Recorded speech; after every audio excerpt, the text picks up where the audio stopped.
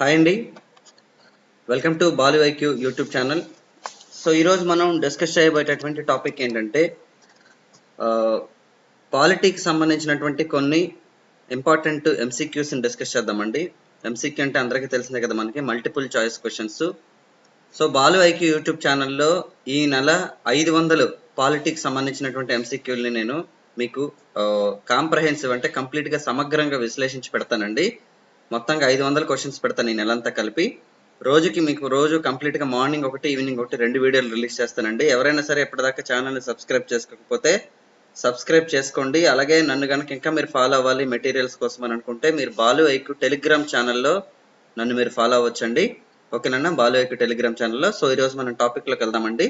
So first question తీసుకుంటే, which of the following court given the judgement that a candidate can be appointed by president of India as prime minister without proving his or her majority?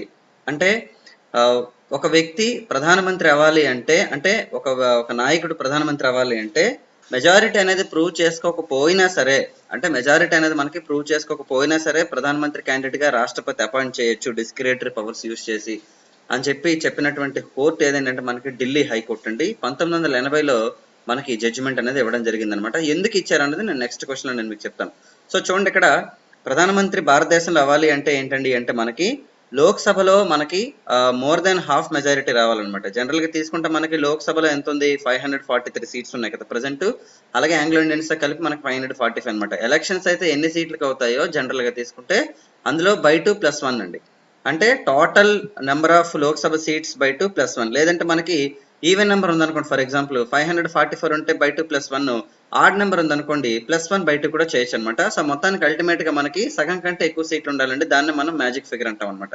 ఈ magic figure లేకపోయినప్పటికి కూడాను రాష్ట్రపతి యొక్క విచక్షణ అధికారాలు డిస్క్రిటరీ powers ని use చేసి ప్రధానమంత్రి candidate నియమించవచ్చు.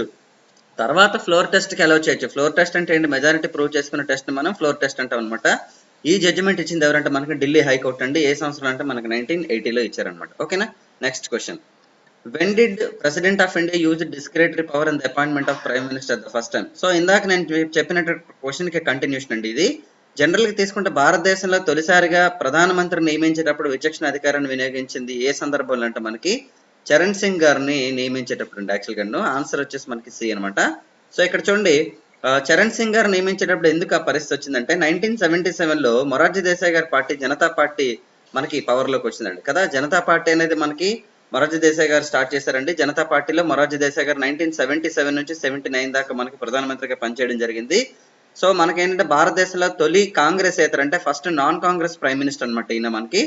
అయితే ఈయన రెజిగ్నేషన్ ఇచ్చేస్తారు 79లో. ఇచ్చేసిన తర్వాత అప్పుడు వాళ్ళకి జనతా పార్టీలో అప్పటికే ఇద్దరు డిప్యూటీ ప్రైమ్ మినిస్టర్ ఉంటారండి. ఒకరు చరణ్ సింగ్ అండి, రెండో వ్యక్తి మనకి బాబు జగజ్జీవన్ రామ్ అనమాట. సో ఈ టైంలో చరణ్ సింగ్ గారిని నీలం సంజీవ్ రెడ్డి గారు అప్పుడు రాష్ట్రపతి, సో చరణ్ సింగ్ గారిని అపాయింట్ చేయడం ద్వారా అతని తలక విచక్షణ అధికారాలను వినియోగించారండి. బట్ చరణ్ సింగ్ గారు కూడా ఏంటంటే 23 రోజులు మాత్రం కేవలం ప్రధానమంత్రిగా పనిచేసి తర్వాత పార్లమెంట్ లో ఫ్లోర్ టెస్ట్ ఫేస్ చేయకుండా, లోక్సభలో ఫ్లోర్ టెస్ట్ ఫేస్ చేయకుండా, పార్లమెంట్ సమావేశాలను ఫేస్ చేయకుండా రాజీనామా చేసినటువంటి తొలి భారతదేశ ప్రధాని మనకి చరణ్ సింగ్ అనమాట. చరణ్ సింగ్ గారి యొక్క ఏదైతే బర్త్ యానివర్సరీ ఉందో మనం December 23 ప్రతి సంవత్సరం కూడా మనం ఏ విధంగా సెలబ్రేట్ చేస్తామంటే కిసాన్ విజయ్ దివస్ గా చేస్తామండి. ఎందుకంటే చరణ్ సింగ్ గారు మనకి ఇండియాలో భారతదేశంలో ఏంటంటే మనకి కిసాన్ మూవ్మెంట్స్ అయిన బాగా పాపులర్ అండి. అలాగే ఇంతలకి సమాధిని మనం కిసాన్ ఘాట్ అని పిలుస్తాం అనమాట. ఓకేనా. So next question. First spokes person of the union government. చూడండి, భారత దేశ ప్రభుత్వం యొక్క మొదటి స్పోక్స్ పర్సన్ అంటే వాచక అంటారు జనరల్ గానండి. జనరల్ గా అంటే మాట్లాడే వ్యక్తి ఫస్ట్ ఎవరు అంటే మనకి ఇక్కడ speaker of Lok Sabha, prime minister, president, union home minister ఉంది కదా, మనకు ఆబ్వియస్ గా ప్రధానమంత్రి అండి. అంటే భారతదేశ ప్రభుత్వానికి సంబంధించినటువంటి మొట్టమొదటి స్పోక్స్ పర్సన్ ఎవరండి అంటే ప్రభుత్వం తరపున మనకి ప్రధానమంత్రి అవుతారనమాట. ఇక్కడ గుర్తుపెట్టుకోండి, ప్రధానమంత్రి ఏంటండి అంటే real head of the union government అండి. యాక్చువల్ గా ఏంటన్నా రియల్ హెడ్ అంటే వాస్తవ అధికారం అనమాట. మరి nominal head of the state అని అడిగారు అనుకోండి మనకి, అప్పుడు రాష్ట్రపతి వస్తారండి. అంటే భారతదేశ రాజ్యం యొక్క, స్టేట్ అంటే ఇక్కడ రాష్ట్రం కాదనన్నా రాజ్యం అంటే article 12 of the Indian constitution లో మనకి మెన్షన్ చేయడం జరిగింది అనమాట. ఈ రాజ్యం ప్రకారం ఏంటండి అంటే మనకి రాష్ట్రపతి వచ్చేసి మనకి ఫస్ట్ స్టేట్ కి సంబంధించి అనమాట. ఓకేనన్నా. సో అలాగే నెక్స్ట్ తీసుకుందామండి. ఈ క్వశ్చన్ కి మనకి ఆన్సర్ ఏంటంటే ప్రైమ్ మినిస్టర్ అండి. ఓకేనా? సో నెక్స్ట్ క్వశ్చన్ చూద్దామండి. Tenure of the prime minister of India. చూడండి, భారతదేశంలో ప్రధానమంత్రి యొక్క పదవీ కాలం ఎంత? Tenure of the prime minister అడిగారు ఇక్కడ మనకి. చూడండి, ఇక్కడ ఈ క్వశ్చన్ లో మనం తీసుకుంటే 5 years అని ఇచ్చాను option. Next until the Lok Sabha dissolves ఉంది ఇది యాక్చువల్ గాను. Next depends on the pleasure of parliament, depends on the pleasure of president of India. Actual గా మనం తీసుకుంటే ఇక్కడ ఆన్సర్ డి వస్తుంది. ఎందుకంటే అంటే ఇది రాష్ట్రపతి యొక్క దీని మీద డిపెండ్ అవుతుంది అని మనం చెప్పొచ్చు. కానీ యాక్చువల్గా ఆప్షన్ లో మనం ఇక్కడ కూడా ఇవ్వచ్చండి, లోక్సభ విశ్వాసం ఉన్నంత వరకు అన్నది కూడా మనకు ఆన్సర్ అవుతుంది అనమాట యాక్చువల్ గాను. కాకపోతే ఇక్కడ గుర్తుపెట్టుకోండి, లోక్సభలో ప్రభుత్వం పడిపోవడానికి ప్రధానమంత్రిని తీయడానికి 2 డిఫరెన్సెస్ ఉంటాయండి యాక్చువల్ గాను. అవిశ్వాస తీర్మానం అనేది జనరల్ గా ప్రధానమంత్రికి సంబంధించింది కాదండి, అది ప్రభుత్వం యొక్క వైఫల్యాన్ని ఎత్తి చూపించడం కోసం అపోజిషన్ పార్టీ పెట్టేదే మనకి ఏనన్నా అవిశ్వాస తీర్మానం అండి. దీన్ని మనం ఇంగ్లీష్ లో నో కాన్ఫిడెన్స్ మోషన్ అంటారు అనమాట. ఓకేనండి, భారతదేశంలో నో కాన్ఫిడెన్స్ మోషన్ ఫేస్ చేసిన మొట్టమొదటి ప్రధానమంత్రి ఎవరంటే మనకి జవహర్ లాల్ నెహ్రూ గారండి. అలాగే అత్యధిక సార్లు ఆల్మోస్ట్ 14 సార్లు నో కాన్ఫిడెన్స్ మోషన్ ఫేస్ చేసింది ఎవరంటే మనకి ఇందిరాగాంధీ గారండి. 3 సార్లు ఎవరి మీద పెట్టారంటే పివి నరసింహారావు గారి మీద పెట్టారండి. కాబట్టి tenure of the prime minister అనేది ఎక్కడ మనకి డిసైడ్ చేయలేదండి. ఎందుకంటే 6 నెలల్లో అవిశ్వాస తీర్మానం పెట్టి దింపేయచ్చు, లేదంటే మెజారిటీ లేకపోవడం వల్ల విశ్వాస తీర్మానాలు అంటే ఫ్లోర్ టెస్ట్ లో ఓడిపోవచ్చు. ఎందుకంటే ఫ్లోర్ టెస్ట్ లో 13 రోజులకే ఏంటన్నా రాజీనామా చేశారు వాజ్పేయి గారు తీసుకుంటే మనకి. అలాగే 23 రోజులకి చరణ్ సింగ్ గారు రాజీనామా చేశారు, ఇందాక నేను మీకు చెప్పాను. కాబట్టి ఇక్కడ ఏంటండి అంటే మాక్సిమం మనకి లోక్సభ ఉన్నంత వరకు ఉంటారు అనమాట, 5 సంవత్సరాలు ఉండొచ్చు అనమాట లోక్సభ ఉంటే. కాబట్టి టెక్నికల్ గా మనం తీసుకుంటే నెక్స్ట్ చెప్పాను, as per the constitution of India the prime minister of India remains in the office of pleasure of the president అండి. All the no fixed tenure has been specified for the prime minister of India. He remains in office till his party enjoys his majority in Lok Sabha. Okay, Nana? So next question అండి, which of the following house will have the chairman who is not a member of that house? ఈ క్రింది వాళ్ళలో ఎవరైతే ఆ house కి head ఉంటారో, represent చేస్తారో కానీ ఆ హౌస్ లో మెంబర్ కాని వాళ్ళు ఎవరు అనేది క్వశ్చన్ అనమాట. ఇక్కడ జనరల్ గా తీసుకుంటే మనకి నేను మీకు డైరెక్ట్ గా ఆన్సర్ చెప్పేస్తానండి, మీరు ఆప్షన్స్ చూసుకోవచ్చు. ఇక్కడ ఆన్సర్ తీసుకుంటే మనకి upper house of the parliament అండి. చూడండి, lower house of the parliament అని మనం లోక్సభను పిలుస్తామండి. లోక్సభ స్పీకర్ లోక్సభలో మెంబరే కదనన్నా, కానీ రాజ్యసభ చైర్మన్ మాత్రం రాజ్యసభలో మెంబర్ కాదండి. రాజ్యసభ చైర్మన్ ఎవరంటే మనకి ఉపరాష్ట్రపతి అనమాట. సో మనందరికీ తెలిసినండి, vice president is the ex officio chairman of Rajya Sabha. ఓకేనండి, ex officio chairman of the Rajya Sabha. ఓకేనండి, నెక్స్ట్ క్వశ్చన్ చూద్దామండి. Who decides the duties of council of ministers in India? చూడండి, చాలా ఇంట్రెస్టింగ్ క్వశ్చన్ ఇది యాక్చువల్ గాను. భారతదేశంలో మంత్రి మండలి యొక్క ఏంటన్నా డ్యూటీస్ అంటే బాధ్యతలు, విధుల్ని ఎవరు డిసైడ్ చేస్తారని అడిగారు ఇక్కడ క్వశ్చన్. జనరల్ గా తీసుకుంటే చాలా మంది లోక్సభ అని అనుకుంటారు అనమాట. లోక్సభ ఏంటండి అంటే మనకి క్యాబినెట్ లేదా మంత్రి మండలి అనేది మనకి సమిష్టి బాధ్యత వహిస్తుంది, అర్థమైందండి. So council of ministers, cabinet is collectively responsibility the Lok Sabha అని చెప్తాం మనం జనరల్ గాను. కానీ ఇక్కడ వీళ్ళ తలకి డ్యూటీస్ ని డిసైడ్ చేస్తారంటే క్యాబినెట్ డిసైడ్ చేస్తుంది. ఎందుకంటే యూనియన్ క్యాబినెట్ అనేది చాలా క్రూషియల్ రోల్ ప్లే చేస్తుంది ప్రభుత్వంలో మనకి. ఇక్కడ అర్థం తీసుకుంటే మనకి క్యాబినెట్ ని మనం ఏమని పిలుస్తాం అంటే ఎగ్జిక్యూటివ్ బాడీ అని కూడా చెప్తాం కదా మనం. ఎగ్జిక్యూటివ్ బాడీ అంటే ఏంటన్నా కార్యనిర్వాహక శాఖ అని చెప్తాం క్లియర్ కట్ గా. సో ఎవరైతే మనకి ఈ కౌన్సిల్ ఆఫ్ మినిస్టర్స్ అంటే టోటల్ మంత్రి మండలి ఉంటుంది అనమాట. మంత్రి మండలిలో మనం జనరల్ గా తీసుకుంటే మొత్తం 3 ఉంటారండి. కౌన్సిల్ ఆఫ్ మినిస్టర్స్ లో ఫస్ట్ పార్ట్ క్యాబినెట్, రెండో పార్ట్ ఇండిపెండెంట్, మూడో పార్ట్ వచ్చేసి మనకి ఫస్ట్ క్యాబినెట్ అండి, 2 ఇండిపెండెంట్ అండి, మూడోది వచ్చేసి స్టేట్ మినిస్టర్స్ అనమాట. కాబట్టి ఈ క్యాబినెట్ అనేది ఏం చేస్తుంటే టోటల్ కౌన్సిల్ ఆఫ్ మినిస్టర్స్ అంటే మంత్రి మండలి తీసుకున్న నిర్ణయాలని ఏంటండి వాళ్ళు విధుల రూపంలోనే మనకి చేపట్టాల్సి ఉంటుంది అనమాట. కాబట్టి చాలా ఇంపార్టెంట్ క్వశ్చన్ ఇది. ఇవన్నీ కూడా మనకి ఏపీఎస్సీలో గ్రూప్ 1, గ్రూప్ 2లో కూడా మనకి అడిగేటటువంటి ఛాన్సెస్ ఎక్కువ ఉంటాయి అనమాట. సో కాబట్టి నేను చేసేటటువంటి 500 క్వశ్చన్స్ ని కంప్లీట్ గా చూడడం వలన డెఫినెట్ గా నెక్స్ట్ వచ్చేటటువంటి ఎగ్జామినేషన్స్ కి మీకు ఖచ్చితంగా బెనిఫిట్ అవుతుందండి. సో ఛానల్ ని సబ్స్క్రైబ్ చేసుకోండి, అలాగే మీ ఫ్రెండ్స్ కి కూడా ఫార్వర్డ్ చేయండి. నెక్స్ట్ క్వశ్చన్ చూద్దాం నాన్న. Parliament structure and duties are mentioned between. చూడండి, పార్లమెంట్ కి సంబంధించినటువంటి నిర్మాణం మరియు విధులు అనేవి ఎక్కడి నుంచి ఎక్కడికి మనకి మెన్షన్ చేశారని అడిగారు. జనరల్ గా మనం పార్లమెంట్ అనగానే మనం ఒక పాయింట్ గుర్తుపెట్టుకోవాలన్నా, పార్లమెంట్ అంటే అర్థం ఏంటంటే లోక్సభ మరియు రాజ్యసభ మరియు ప్రెసిడెంట్ ఆఫ్ ఇండియా కలిపి మనం ఆర్టికల్ 79 ప్రకారం మనం ఏంటన్నా పార్లమెంట్ అని చెప్తారండి. స్ట్రక్చర్ ఆఫ్ పార్లమెంట్ మనం ఆర్టికల్ 79 లో మెన్షన్ చేశారు. కాబట్టి పార్లమెంట్ స్ట్రక్చర్ అనేటప్పుడు మనం 79 అనేది ఫస్ట్ చూసుకోవాలి ఇక్కడ. ఓకేనా? అలాగే రాష్ట్రపతులకు విధుల్లో తీసుకుంటే 123 అనేది ఆర్డినెన్స్ కదా మనకి ఇక్కడ. సో కాబట్టి 123 ఆర్డినెన్స్ అనేది వస్తుంది. కాబట్టి 122 వరకు మనం డిస్కస్ చేసుకోవాలన్నమాట. ఇక్కడ నేను మీకు ఒక ట్రిక్ చెప్తాను చూడండి. జనరల్ గా తీసుకుంటే మనకి రాజ్యాంగంలో 5th పార్ట్ ఏం చెప్తాంటే 52 నుంచి 151 ఆర్టికల్ వరకు మనకి కేంద్ర ప్రభుత్వం మరియు దానికి సంబంధించిన విధులు అన్ని చెప్తుంది అనమాట యాక్చువల్గా. సో అందులో మళ్ళీ సపరేట్ గా తీసుకుంటే మనకి ఏంటన్నా పార్లమెంట్ కి సంబంధించినటువంటి విషయాలు మనకి 79 నుంచి 122 ఆర్టికల్ వరకు మనకి మెన్షన్ చేయడం జరిగిందండి. ఓకేనా. So next question, strength of Rajya Sabha excluding nominated members అండి. చూడండి రాజ్యసభ యొక్క స్ట్రెంగ్త్ ఎంత అంటే నామినేటెడ్ మెంబర్స్ కాకుండా అని అడిగారు. ఇక్కడ మనం చూసుకోవాలండి ఎక్స్క్లూడింగ్ ఇంక్లూడింగ్ అని 2 పదాలు గమనించాలి మనం. ఇంక్లూడింగ్ అంటే నామినేటెడ్ మెంబర్స్ తో సహా, అర్థమైందా. ఎక్స్క్లూడింగ్ అంటే నామినేటెడ్ మెంబర్స్ లేకుండా. చూడండి నామినేటెడ్ మెంబర్స్ తో సహా అయితే మనకి రాజ్యసభ స్ట్రెంగ్త్ 245 అవుతుందండి. రాజ్యసభకి నామినేటెడ్ మెంబర్స్ ని తీసేస్తే 233 అవుతుంది. ఎందుకంటే భారతదేశంలో రాజ్యసభకి రాష్ట్రాల నుంచి 229, అలాగే కేంద్ర పాలిత ప్రాంతాల నుంచి 4 మెంబర్స్, అలాగే 12 మెంబర్స్ వచ్చేసి మనకి నామినేట్ అవుతారు అనమాట. అయితే ఇప్పుడు జమ్మూ కాశ్మీర్ అనేది మనకి డివిజన్ చేశారు కాబట్టి నెక్స్ట్ స్ట్రక్చర్ ఎలా ఉంటుంది అన్నది ఈ మధ్య డీలిమిటేషన్ కమిటీలో మనకి అర్థమవుతుందండి. అందులో ఫరూక్ అబ్దుల్లాను మనకి మెంబర్ గా చేయడం జరిగింది అనమాట. ఓకేనండి, దాని గురించి కూడా నేను మీకు డీటెయిల్ గా చేస్తాను వీడియో. అయితే ఇక్కడ చూడండి 229, 4 and 12 అనమాట. కాబట్టి తీసేస్తే మనకి ఆన్సర్ ఎంత అంటే 233 అండి, 233 అనమాట. ఓకేనండి, ఇందులో మనకి మొత్తం అన్ని స్టేట్ల నుంచి 229 మంది అండి. అలాగే కేంద్ర పాలిత ప్రాంతాల ఢిల్లీ నుంచి 3, పాండిచేరి నుంచి 1 మనకి ఎంపిక అవుతారు అనమాట. Next question, how many get elects for Lok Sabha from states. చూడండి 2019 జనరల్ ఎలక్షన్ మెన్షన్ చేశాను మీకు నేను. చూడండి లోక్సభకి భారతదేశంలో ఉన్నటువంటి రాష్ట్రాల నుంచి ఎంతమంది ఎంపిక అవుతారని చెప్పేసి ఇక్కడ నేను మీకు క్వశ్చన్ అడగడం జరిగిందండి. చూడండి భారతదేశం నుంచి టోటల్ గా ఎంతమంది ఎంపిక అవుతారంటే రాష్ట్రాల నుంచి 530 మెంబర్స్ ఎలక్ట్ అవుతారండి. ఇక్కడ 2019 ఎలక్షన్స్ అని మెన్షన్ చేశాను అందుకని నేను. ఇక్కడ చూడండి మనకి టోటల్ లోక్సభ స్ట్రెంగ్త్ అయితే మనకి 545 అండి. ఇందులో 530 మంది రాష్ట్రాల నుంచి, అలాగే 13 మంది కేంద్ర ప్రాంతాల నుంచి, 2 ఆంగ్లో ఇండియన్స్ మొన్నటి వరకు ఎలక్ట్ అయ్యారండి. ఇంకా ఆంగ్లో ఇండియన్స్ రిప్రజెంటేషన్ మనకి పెంచలేదు ఈ సంవత్సరం అయితే ఇంకా. ఓకేనన్నా, 10 సంవత్సరాలు పెంచుతుంటారు ఎప్పటికప్పటికి, కానీ ఈసారి ఇంకా పెంచలేదు నాన్న. కాబట్టి మనం 545 లెక్కేసుకుందాం, ఎందుకంటే పెంచిన తర్వాత మళ్ళీ అలాగే మనం యాడ్ చేస్తాం కదా. మరి ఆంగ్లో ఇండియన్స్ అయితే ఆర్టికల్ నెంబర్ 331 ప్రకారం రాష్ట్రపతి గారు నామినేట్ చేయడం జరుగుతుందండి. సో కాబట్టి రాష్ట్రాల నుంచి లోక్సభకి ఎంతమంది ఎలక్ట్ అవుతారంటే 530 మెంబర్స్ అండి. ఇక్కడ మనం ఎగ్జాంపుల్ తీసుకుందానన్న యూపీ నుంచి హైయెస్ట్ మెంబర్స్ సెలెక్ట్ అవుతారండి 80 మెంబర్స్. మహారాష్ట్రను తీసుకుంటే 48 మెంబర్స్ అండి. అలాగే నెక్స్ట్ మనకి మనం 3వ ప్లేస్ తీసుకుంటే వెస్ట్ బెంగాల్ అండి, 42 మెంబర్స్ సెలెక్ట్ అవుతారండి. అలాగే బీహార్ నుంచి అయితే 40 మెంబర్స్ అండి. అలాగే తమిళనాడు నుంచి తీసుకుంటే 39 అనమాట. ఇవి టాప్ 5 అనమాట, మనం ఎప్పుడు గుర్తుపెట్టుకోవాలండి. అలాగే ఆంధ్రప్రదేశ్ నుండి తీసుకుంటే మనకి 25 మంది అండి. అలాగే తెలంగాణ స్టేట్ నుండి తీసుకుంటే మనకి 17 మంది అనమాట.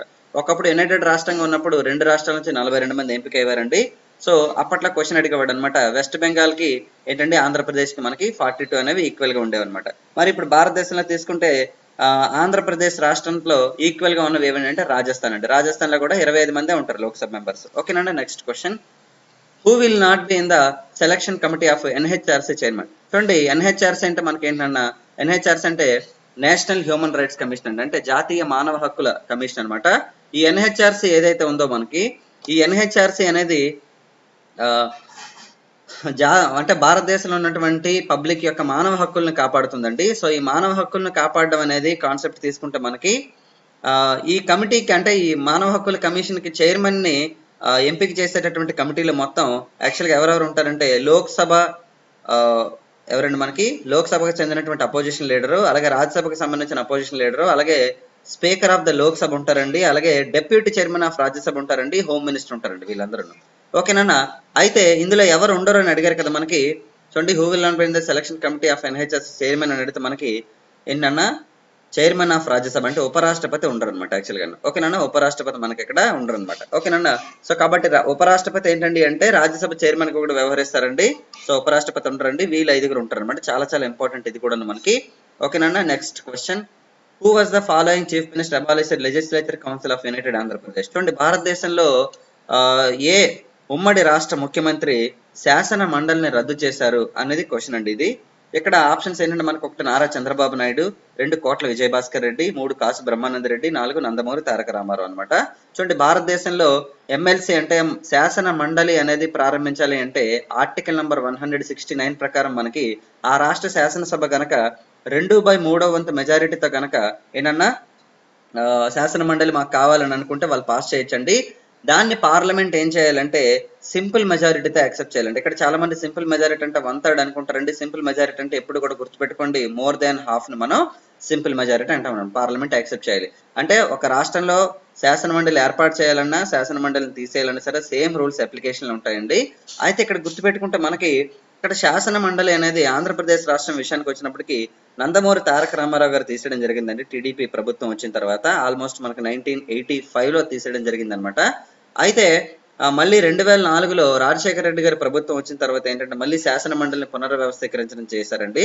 అది 2007 నుంచి కూడా మనకి ఎఫెక్ట్ లోకి వచ్చిందండి. అయితే ఈ మధ్యన మనకి ట్రై క్యాపిటల్ విషయంలో, ట్రై క్యాపిటల్ అంటే మనకి 3 రాజధానుల విషయంలోని బిల్లు పెట్టినప్పుడు శాసన మండలి అనేది దాన్ని వాయిదా వేసిందనమాట. అప్పుడు జగన్మోహన్ రెడ్డి గారి ప్రభుత్వం కూడా శాసన మండలిని రద్దు చేస్తూ అసెంబ్లీలో 2/3 వంతు మెజార్టీతో తీర్మానం చేసి దాన్ని యూనియన్ గవర్నమెంట్ కి పంపించింది, పార్లమెంట్ లో బిల్లు పాస్ చేయమని. కాకపోతే అది ఇంకా కొంచెం పెండింగ్ లో ఉంది. బట్ ఏంటండి అంటే ఇది రాష్ట్ర జాబితాకి సంబంధించింది, అలాగే రాష్ట్రానికి సంబంధించినటువంటి ఇష్టం అండి మనకి ఇక్కడ. సో కాబట్టి శాసన మండలి అనేది మనం తీసుకుంటే రాష్ట్రం తలక ఆర్థిక వ్యవస్థ మీద డిపెండ్ అయి ఉంటుంది కాబట్టి ఏనన్నా, కాబట్టి ఇది చాలా చాలా ఇంపార్టెంట్ మనకి. సో నెక్స్ట్ క్వశ్చన్ చూద్దామండి. Next question, mini constitution of India దేని పిలుస్తారు? చూడండి ఇక్కడ మినీ రాజ్యాంగం అని దేని పిలుస్తారంటే, ఇక్కడ మనం ఇలాంటి ఆప్షన్స్ ఇవ్వగానే చాలా మంది వెంటనే ఏం చేస్తారంటే కన్ఫ్యూజ్ అయిపోతారండి. చాలా ఎప్పుడు మినీ గుర్తుపెట్టుకుని, మినీ కాన్స్టిట్యూషన్ అనగానే మనం 42nd కాన్స్టిట్యూషన్ అమెండ్మెంట్ అండి, పాస్డ్ బై ఇందిరాగాంధీ గారి గవర్నమెంట్ అనమాట 1976లో.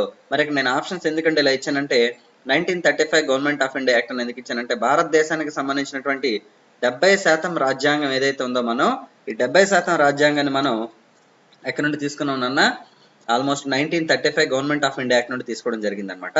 అలాగే మరి నెహ్రూ రిపోర్ట్ అని ఎందుకు ఆప్షన్ ఇచ్చానంటే, నేను మనకి 1928లో సైమన్ గో బ్యాక్ మూవ్మెంట్ అనేది జరిగినప్పుడు అక్కడ మనకి భారత రాజ్య కార్యదర్శి, భారతదేశంలో రాజ్య కార్యదర్శి అప్పటికి చార్లెస్ బిర్కెన్ హుడ్ అనమాట. ఈ చార్లెస్ బిర్కెన్ హుడ్ ఒక ఛాలెంజ్ ఇచ్చాడండి, మీకు దమ్ముంటే మీరు రాజ్యాంగాన్ని ప్రిపేర్ చేయండి అని చెప్పి ఆయన మనకి ఛాలెంజ్ ఇవ్వడం జరిగిందండి. ఆ ఛాలెంజ్ ని తీసుకుని ఏంటండి మోతీలాల్ నెహ్రూ గారు ఏం చేస్తారంటే, ఆయన ఒక టీం ఉంటుంది, తేజ్ బహదూర్ సప్రు, అలాగే విఠల్ భాయ్ పటేల్ అండ్ సుభాష్ చంద్రబోస్, వీళ్ళంతా కలిపి ఏం చేస్తారంటే మనకి ఒక తాత్కాలిక రాజ్యాంగాన్ని తయారు చేస్తారండి. అందుకని ఇది ఇచ్చాను నేను మీకు. ఇలాగే ఇది ఆన్సర్ వచ్చేసి మనకి 42nd. అలాగే మరి 1956 ఇండస్ట్రియల్ పాలసీ ఎందుకు నన్ను ఇచ్చాను, దీనికి దానికి ఏమైనా సంబంధం ఉందా అంటే, ఇక్కడ చూడండి భారతదేశంలో 1948లో మొదటిసారిగా పారిశ్రామిక తీర్మానం చేశారండి, ఇండస్ట్రియల్ పాలసీ. అయితే 1956లో జవహర్లాల్ నెహ్రూ గారు చేసినటువంటి ఇండస్ట్రియల్ పాలసీ ఏదైతే ఉందో పరిశ్రమల్ని 3 రకాలుగా డివైడ్ చేశారండి, ఏబిసి అని, అంటే ఒక క్లారిటీ ఇచ్చారనమాట. అందుకనే ఆ తర్వాత పెట్టుబడులు కరెక్ట్ గా పెరగడం జరిగాయి అనమాట. అందుకని దీన్ని ఏమంటారంటే ఆర్థిక రాజ్యాంగం అని చెప్తారనమాట, భారతదేశ ఆర్థిక రాజ్యాంగం అంటారు అనమాట. మరి మినీ కాన్స్టిట్యూషన్ అంటే అర్థం ఏంటంటే అంటే మనకి మినీ కాన్స్టిట్యూషన్ అంటే అర్థం ఏంటంటే మనకి 42nd కాన్స్టిట్యూషనల్ అమెండ్మెంట్ అనమాట. ఓకేనా? సో నెక్స్ట్ క్వశ్చన్ అండి. Next question, largest Lok Sabha constituency based on area. చూడండి వైశాల్యం ప్రకారం భారతదేశంలో అతిపెద్ద లోక్సభ నియోజకవర్గం ఏదైనా అడుగుతారు మనకి. ఇక్కడ చాలా మంది మల్కాజ్గిరి అని పెడతారు అనమాట ఆన్సర్. ఇది మల్కాజ్గిరి కాదండి. యాక్చువల్గా మల్కాజ్గిరి ఏంటంటే వాటర్ల ప్రకారం అనమాట. అంటే భారతదేశంలో అత్యధిక వాటర్లు ఉన్నటువంటి నియోజకవర్గం ఏదంటే మనకి తెలంగాణలోని హైదరాబాద్ దగ్గర ఉన్నటువంటి మల్కాజ్గిరి అండి. అయితే మరి లడక్ అనేది ఏంటండి అంటే ఏంటన్నా, లడక్ అనేది మనకి జమ్మూ కాశ్మీర్ దగ్గర ఉంది కదా. ఇప్పుడు ఎంత అంటే మనకి ఆల్మోస్ట్ దాన్ని ఒక కేంద్రపాలిత ప్రాంతం కూడా మార్చింది ప్రభుత్వం. సో లడక్ అనేది అతి పెద్దది అనమాట. మరి బార్మర్ ఎక్కడ ఉంది నాన్న అంటే, బార్మర్ అనేది మనకి రాజస్థాన్ లో ఉందండి. రాజస్థాన్ లోని ఇది మనకి భారతదేశంలో తీసుకుంటే 2వ అతిపెద్ద లోక్సభ నియోజకవర్గం. అలాగే బార్మర్ తీసుకుంటే ఇది రాజస్థాన్కి సంబంధించి అతిపెద్ద నియోజకవర్గం మనం చెప్పొచ్చు అండి. మరి 4వది ఎందుకు సార్ అజ్మీర్ ఇచ్చారని అంటే, అజ్మీర్ అంటే ఏం లేదండి, జనరల్ గా అజ్మీర్ అనేది రాజస్థాన్ లో ఉన్నటువంటి ఒక ప్రాంతం కదా, అందరికీ తెలిసిందే. ఈ అజ్మీర్ ని ఎవరు కట్టించారంటే చౌహాన్ వంశానికి సంబంధించినటువంటి అజయరాజ్ చౌహాన్ అనేటటువంటి రాజు కట్టించాడు అనమాట. ఓకేనా? అజయరాజ్ చౌహాన్ అనేటువంటి రాజు కట్టించాడు అనమాట. సో ఇది కూడా మనకి చాలా చాలా ఇంపార్టెంట్ అండి. అజయరాజ్ చౌహాన్ తర్వాత వచ్చింది ఎవరంటే పృథ్వీరాజ్ చౌహాన్ అనమాట. ఈ పృథ్వీరాజ్ చౌహాన్ మనకి ఎలా ఫేమస్ అంటే 1191లో అలాగే 1192లో మనకి 2 తరైన్ యుద్ధాల్లో ఈయన పార్టిసిపేట్ చేయడం జరిగిందండి. సో ఏదైతే మనకి 2వ తరైన్ యుద్ధం ఉందో ఆ 2వ తరైన్ యుద్ధంలో మహమ్మద్ గోరీ చేతిలో ఓడిపోతారండి. తర్వాత భారతదేశంలో మనకి 1206లో గోరీ చనిపోయిన తర్వాత ఢిల్లీ సుల్తాన్ల యొక్క పరిపాలన స్టార్ట్ అయింది అనమాట. ఓకేనా? ఇదంతా హిస్టరీ ఉంటుందండి. నేను మీకు ప్రతి క్వశ్చన్ కూడాను ఒక పర్ఫెక్ట్ కాంప్రహెన్సివ్ ఎక్స్ప్లెనేషన్ ఇస్తానండి, ఎక్కడ మీ తరకు టైం అనేది వృధా చేయకుండా. కాబట్టి మీరు బాలు ఐక్యూ యూట్యూబ్ ఛానల్ మీరు సబ్స్క్రైబ్ చేసుకోండి. సో నెక్స్ట్ క్వశ్చన్ చూద్దాం నాన్న. Arrange the following chronological order అని అడిగాను నేను ఇక్కడ క్వశ్చన్. చూడండి వీళ్ళంతా ఎవరండి అంటే మనకి రాష్ట్రపతులుగా పనిచేసిన వ్యక్తులు అనమాట. సో భారతదేశంలో ఉన్నటువంటి రాష్ట్రపతులకు సంబంధించినటువంటి ఈ క్వశ్చన్ అనేది మనకి ఇక్కడ ఇంపార్టెంట్ అండి. ఇక్కడ మనం తీసుకుంటే చూడండి అన్న, ఇక్కడ ఏంటున్నాయంటే ఆప్షన్స్ మనం తీసుకుంటే ఇక్కడ ఫస్ట్ మనం రాష్ట్రపతి లిస్ట్ చూసుకుంటే ఒకసారి బాబు రాజేంద్ర ప్రసాద్ గారు అండి ఫస్ట్ మనకి. ఆయన 1950 నుంచి 1962 దాకా ఉన్నారనమాట. అర్థమైందా? అలాగే నెక్స్ట్ తీసుకుంటే సర్వేపల్లి రాధాకృష్ణన్ గారండి, ఆయన 1962 నుంచి 67 దాకా పనిచేశారండి. అలాగే నెక్స్ట్ తీసుకుంటే జాకిర్ హుస్సేన్ మనకి 1967 నుండి 69 దాకా పనిచేశారండి. అలాగే నెక్స్ట్ తీసుకుంటే వివి గిరి గారు అండి 69 నుండి 74 అనమాట. ఫస్ట్ ఇక్కడ ఎవరు వచ్చారంటే మనకి వివి గిరి గారు వచ్చారు కదా, 69 నుంచి 74 మనకి వివి గిరి గారు వచ్చారు కాబట్టి సో ఫస్ట్ మనకి 2 ఎక్కడ ఉందో మనం చూసుకోవాలి. అలాగే నెక్స్ట్ తీసుకుంటే వివి గిరి గారి తర్వాత ఎవరైనా ఫక్రుద్దీన్ అలీ అహ్మద్ అండి, ఈయన 74 నుంచి 77 దాకా ఉన్నారండి మనకి. తర్వాత వచ్చేసి మనకి నీలం సంజీవ్ రెడ్డి గారు వస్తారండి. నీలం సంజీవ్ రెడ్డి గారు ఎప్పటి నుంచి అంటే 77 నుంచి 82 వరకు వస్తారండి. మరి నీలం సంజీవ్ రెడ్డి గారు 77 నుంచి 82 కాబట్టి నెక్స్ట్ మనకి ఇక్కడ 3 వస్తారండి ఆప్షన్. అలాగే సంజీవ్ రెడ్డి గారి తర్వాత మనకి ఎవరండి అంటే జియాని జైల్ సింగ్ అండి, ఈయన 82 నుంచి 87 దాకా ఉంటారనమాట మనకి. సో కాబట్టి ఇక్కడ 1 వస్తుందండి ఆప్షన్ మనకి. తర్వాత నెక్స్ట్ తీసుకుంటే జియాని జైల్ సింగ్ గారి తర్వాత మనకి వెంకటరామన్ గారు అండి 87 నుంచి మనకి 92 వరకు. కాబట్టి ఇక్కడ ఆప్షన్ వచ్చేసి 4 అనమాట. సో కాబట్టి 2, 3 అండ్ 1, 4 కాబట్టి ఆన్సర్ ఎంత అంటే మనకి సి అండి. ఓకేనన్నా? సో మీకు ఎప్పుడు కూడా గుర్తుపెట్టుకోండి, మొత్తం రాష్ట్రపతుల లిస్ట్ గుర్తుండాలి, అలాగే ప్రధానమంత్రి లిస్ట్ ఉండాలి, గవర్నర్ జనరల్స్ వైస్రాయ్స్ లిస్ట్ కూడా మీకు గుర్తుండాలి అనమాట. మరి ఇక్కడ మనం ఎక్కడ దాకా చెప్పాం కాబట్టి మిగతా తెలుగు రాష్ట్రపతులు కూడా ఒకసారి చెప్తాను చూడండి. సో మనకి వెంకటరామన్ గారి తర్వాత మనకి ఎవరండి అంటే మనకి నెక్స్ట్ ఆర్ వెంకటరామన్ గారి తర్వాత మనకి శంకర్ దయాళ్ శర్మ అండి. శంకర్ దయాళ్ శర్మ తర్వాత మనకి నెక్స్ట్ వచ్చేసి మనకి కేఆర్ నారాయణ అండి, తర్వాత అబ్దుల్ కలాం గారు, తర్వాత వచ్చేసి మనకి ప్రతిభా పాటిల్ గారు, తర్వాత ప్రణబ్ ముఖర్జీ గారు, తర్వాత ప్రస్తుతం వచ్చేసి మనకి రామ్నాథ్ కోవింద్ గారు అండి. రామ్నాథ్ కోవింద్ గారు వచ్చేసి మనకి 2017 నుంచి మనకి రాష్ట్రపతిగా ఉన్నారండి. ఎప్పటి నుంచి అంటే జూలై 25 అనమాట. ఓకేనా? Next question, which of the following is not true? కింది వల్ల సరికానిది ఏంటి అంటే మనం ఒక కాన్సెప్ట్ చదువుతుంటామండి. ఆ కాన్సెప్ట్ ఏంటంటే సోర్సెస్ ఆఫ్ ఇండియన్ కాన్స్టిట్యూషన్, అంటే భారతదేశంలో ఎక్కడి నుంచి తీసుకున్నామనే కాన్సెప్ట్ అనేది మనం డిస్కస్ చేస్తుంటామండి. ఇందులో తీసుకుంటే మనకి advise of the president of supreme court ఎక్కడ నుండి అంటే మనం కెనడా నుండి తీసుకోవడం జరిగింది అనమాట. ఓకేనండి? ఓకేనండి, ఇక్కడ అంటే ఒక్కొక్కటి చూద్దాం. ఇక్కడ అడ్వైజ్ ఆఫ్ ద ప్రెసిడెంట్ అంటే ఆర్టికల్ నెంబర్ 143 ప్రకారం మనకి రాష్ట్రపతి గారు సుప్రీం కోర్టుకి 3 విషయాల్లో మనకి సలహా కోరడం జరుగుతుందండి. అవి ఏంటంటే అంటే ఒకటి రాజ్యాంగబద్ధమైనటువంటి సలహా అండి, రెండవ సలహా ఏంటంటే మనకి ఒకటి కాన్స్టిట్యూషనల్ అండి, రెండోది వచ్చేసి మనకి సివిల్ అండి, మూడోది వచ్చేసి క్రిమినల్ అనమాట. 3 విషయాలు అడగొచ్చు అనమాట. సో కాబట్టి దీన్ని మనం కెనడాలో తీసుకున్నాం. అలాగే ఫెడరలిజం అండి, ఫెడరలిజం అంటే అర్థం ఏంటంటే సమాఖ్య వ్యవస్థ అండి, అంటే కేంద్రానికి రాష్ట్రానికి సరైనటువంటి మంచి రిలేషన్స్ ఉంటే అటువంటి వ్యవస్థను ఏమంటారంటే సమాఖ్య వ్యవస్థ అంటారు అనమాట. లేదంటే కేంద్రానికి పూర్తి అధికారులు ఉంటే దాన్ని ఏమని పిలుస్తారంటే యూనిటరీ ప్రభుత్వం అంటారండి ఇంగ్లీష్ లో. లేదంటే కేంద్రానికి కాకుండా ఎలా అంటారు అనమాట. భారతదేశంలో తీసుకుంటే కేంద్రానికి అధికారులు ఉన్నాయి, రాష్ట్రాలకు కూడా అధికారులు ఉన్నాయి కాబట్టి మనది క్వాజీ ఫెడరల్ సిస్టమ్ అండి. బట్ స్టిల్ మనం ఈ కాన్సెప్ట్ ఫెడరలిజం అనే దాన్ని ఎక్కడ నుండి తీసుకోవడం జరిగింది అంటే మనం కెనడా నుండి తీసుకున్నామండి. నెక్స్ట్ తీసుకుంటే జాయింట్ సెషన్ అండి. జాయింట్ సెషన్ అనేది మనం తీసుకున్నది ఎక్కడ నుంచి అంటే ఆస్ట్రేలియా నుండి తీసుకున్నామండి. కాబట్టి కింది వాటిలో సరికానిది ఏదంటే ఇది చూడండి. ఇక్కడ జాయింట్ సెషన్ అంటే అర్థం ఏంటంటే లోక్సభకి రాజ్యసభకి ఏదైనా సరే బిల్లు విషయంలో కనుక ప్రతిష్టంభన ఏర్పడితే, అంటే ఏదైనా సరే ఒక డిస్ప్యూట్ కనుక వస్తే according to the article number 108 ఏంటండి president of India can call for the joint session అండి. భారతదేశంలో మనకి 3 సార్లు జాయింట్ సెషన్ జరిగిందండి ఇప్పటిదాకా. మనకి ఒకసారి ఎప్పుడంటే 1961లో, రెండోసారి 1978లో, మూడోసారి 2002లో అండి. 1961లో జాయింట్ సెషన్ ఎందుకంటే జరిగిందంటే మనకి ఏంటన్నా జాయింట్ సెషన్ మనకి 1961లో జరగడం గల కారణం ఏంటంటే అప్పుడు విడాకుల చట్టం వచ్చిందనమాట మనకి. డౌరీ యాక్ట్ అనమాట. అంటే మనకి వరకట్నానికి సంబంధించినటువంటి ఒక బిల్లు వచ్చిందండి. ఆ బిల్లు విషయంలో మనకి రాజ్యసభ అబ్జెక్షన్స్ చెప్పినప్పుడు చేశారనమాట. 1978లో మనకి మొరార్జీ దేశాయ్ గారి ప్రభుత్వం ఉన్నప్పుడు ఏంటండి అంటే 78లో మనకి బ్యాంకింగ్ రెగ్యులేషన్ యాక్ట్ వచ్చిందనమాట. 78లో 2002లో ఏంటంటే అంటే పోటా అంటే ప్రివెన్షన్ ఆఫ్ టెర్రరిజం యాక్టివిటీస్ కి సంబంధించిన బిల్ అనమాట. ఓకేనా? సో నెక్స్ట్ తీసుకుంటే కాన్కరెంట్ లిస్ట్ ఎక్కడ నుండి తీసుకున్నాం అంటే ఇది కూడా మనం ఆస్ట్రేలియా నుండి తీసుకోవడం జరిగిందండి. కాన్కరెంట్ లిస్ట్ అంటే మనకి ఏంటంటే ఉమ్మడి జాబితా అనమాట. ఓకేనా? సో కాబట్టి నెక్స్ట్ క్వశ్చన్ చూద్దామండి. Who can participate in the parliament session without having the representation అని అడిగారు మనకి. చూడండి, సభ్యత్వం లేకుండా పార్లమెంట్ సమావేశాల్లో ఎవరు పార్టిసిపేట్ చేస్తారని అడిగితే మనకి ఇక్కడ ఆప్షన్స్ చూసే president of India, governor of the state, advocate general, attorney general అన్నారండి.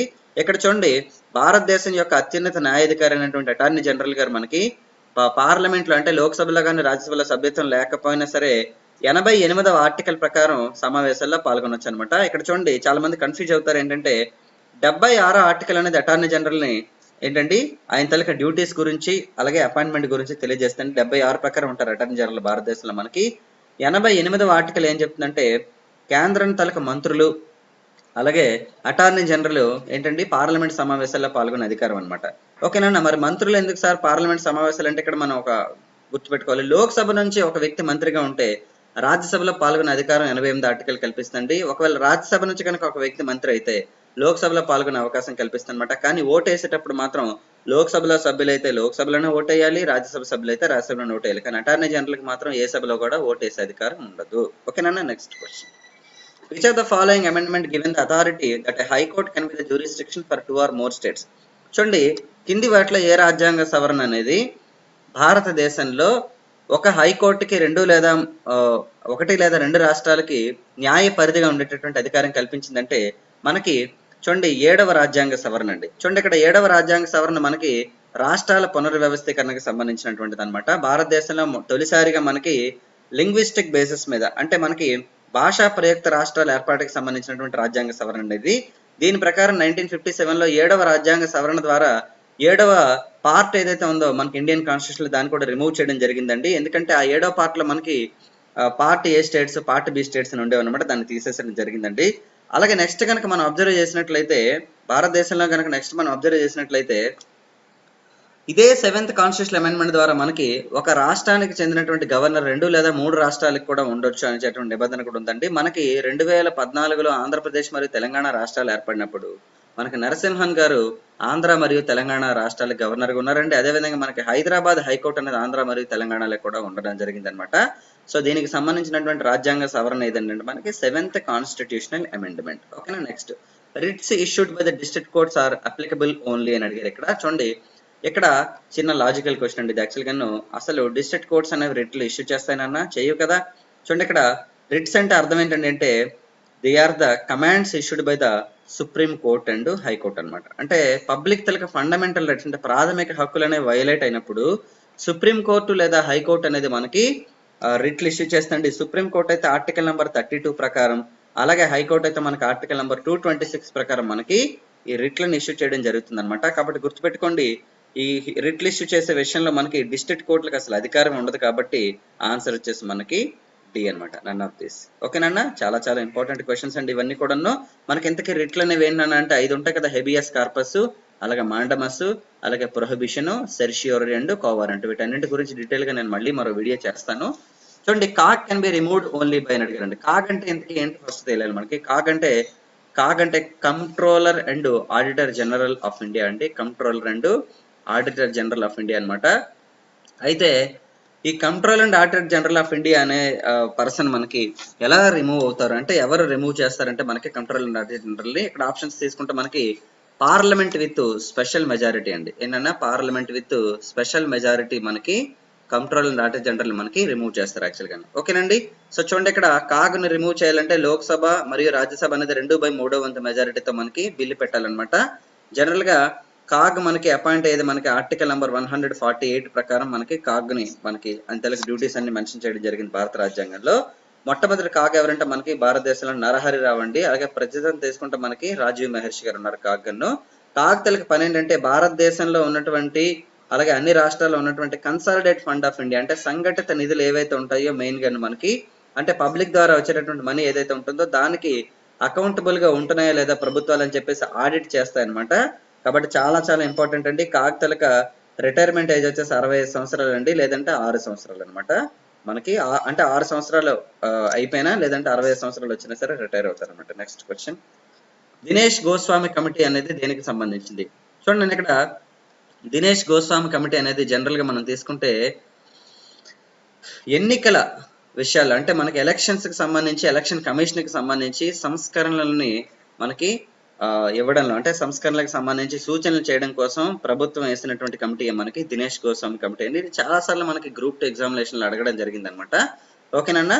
సో చాలా చాలా ఇంపార్టెంట్ అండి. ఎలక్షన్ కమిషన్ మనం తీసుకుంటే part 15 of the Indian constitution లో మనకి ఆర్టికల్ నెంబర్ 324 నుంచి ఆర్టికల్ నెంబర్ 329 వరకు మనకి మెన్షన్ చేయడం జరిగింది. Next question, who of the following will not be appointed by president of India? కింది వాళ్ళలో రాష్ట్రపతి ద్వారా ఏంటన్నా అపాయింట్ చేయని వారు ఎవరు అంటే రాష్ట్రపతి ఎవరిని అపాయింట్ చేయరంటే ఇక్కడ అటార్నీ జనరల్ అపాయింట్ చేస్తారు, chief justice of India appoint చేస్తారు, యూనియన్ హోమ్ మినిస్టర్ కూడా అపాయింట్ చేస్తారు. కానీ ఇక్కడ మనం తీసుకుంటే రాష్ట్ర ముఖ్యమంత్రిని ఎవరు అపాయింట్ చేస్తారంటే మనకి గవర్నర్ అండి. మనం ఇలాంటి క్వశ్చన్స్ వచ్చినప్పుడు మనకు ఆన్సర్ తెలిసినా సరే మనం కన్ఫ్యూజ్ అయిపోతాం అనమాట. కాబట్టి ఎప్పుడు గుర్తుపెట్టుకోవాలి ఏంటంటే క్వశ్చన్ బాగా చదవాలి, తర్వాత ఆప్షన్స్ చదివితే ఆటోమేటిక్గా మనకి 50% ఆన్సర్ వచ్చేస్తుందండి మనకి. తర్వాత మనం ఎలిమినేట్ చేయొచ్చు, ఎందుకంటే అందరూ కూడా చాలా వరకు సబ్జెక్ట్ చదువుతుంటారండి, కానీ క్వశ్చన్స్ చేసేటప్పుడు కన్ఫ్యూజ్ అవుతారు అనమాట. నెక్స్ట్ క్వశ్చన్ చూద్దాం నాన్న.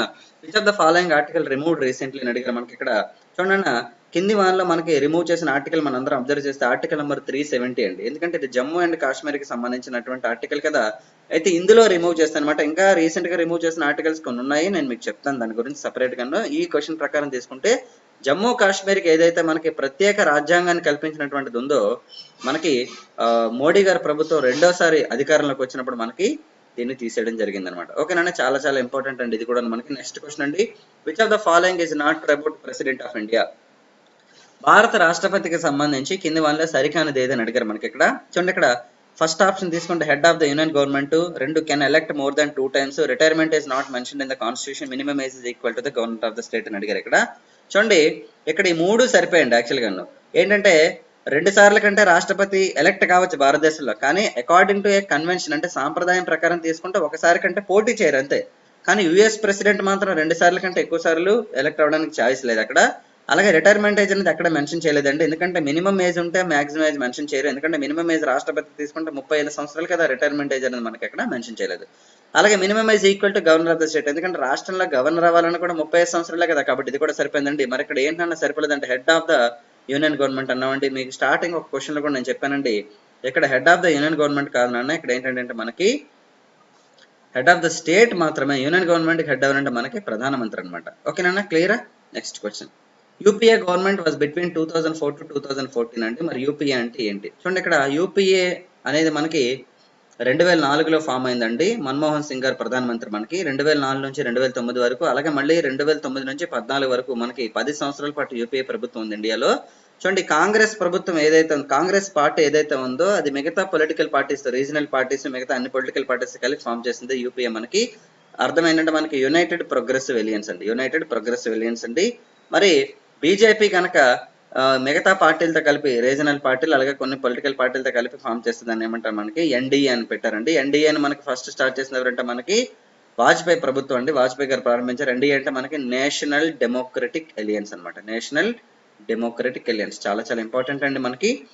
నెక్స్ట్, ప్రస్తుతం ఉన్నటువంటి ప్రభుత్వం కూడా మనకి ఎన్డీఏ ప్రభుత్వం అండి. చాలా మంది అడుగుతున్నారు, సార్ ఇప్పుడు ఉన్నది ప్రభుత్వం బీజేపీ ప్రభుత్వమా లేదా ఎన్డీఏ ప్రభుత్వం అని అడుగుతానండి. దీనికి క్లారిఫికేషన్ ఏంటంటే బీజేపీ ప్రభుత్వం అయితే ఏ పొలిటికల్ పార్టీతో కలవదండి, కంప్లీట్ మ్యాజిక్ ఫిగర్ ఉంటే అది బీజేపీ ప్రభుత్వం అవుతుంది. బీజేపీకి మ్యాజిక్ ఫిగర్ ఉన్నప్పటికీ కూడా కొన్ని పొలిటికల్ పార్టీతో కలిపింది కాబట్టి ఇది సంకీర్ణ ప్రభుత్వం అండి మనకి. చూడన్న, మనకి ప్రభుత్వాలు యాక్చువల్గా 3 రకాలండి. ఒకటి కంప్లీట్ గవర్నమెంట్ అండి, 2 సంకీర్ణ ప్రభుత్వాలు అండి, 3వది హంగ్ ప్రభుత్వాలు అనమాట. కంప్లీట్ ప్రభుత్వాలు అంటే అర్థం ఏంటంటే పూర్తిగా మ్యాజిక్ ఫిగర్ వచ్చి అదే పొలిటికల్ పార్టీ కనుక రన్ చేస్తే అది కంప్లీట్ ప్రభుత్వం. ఎగ్జాంపుల్ ఒకప్పుడు కాంగ్రెస్ పార్టీ ఇలా చేసేది మనకి. తర్వాత సంకీర్ణ ప్రభుత్వాలు అంటే ఏంటంటే పూర్తిగా మ్యాజిక్ ఫిగర్ వచ్చినప్పటికి కూడా వేరే పార్టీలతో కలిసి, ఎగ్జాంపుల్ మనకి మొరార్జీ దేశాయ్ గారి యొక్క జనతా పార్టీ అనమాట.